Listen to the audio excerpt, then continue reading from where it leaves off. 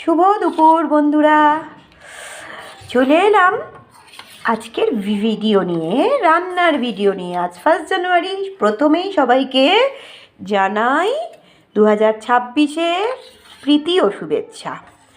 এখন 2:30 বাজে, বুঝতেই পারছো ভাতে পুরো ধোঁয়া উঠছে, সবে নামালাম।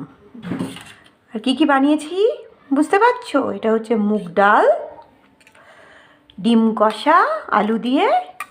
আর এটা হচ্ছে আমাদের বাড়ির মুরগিটা, মানে যে মুরগিটা পুষেছি তার দেওয়া ডিম। এটা ছেলের জন্য ভেজেছি।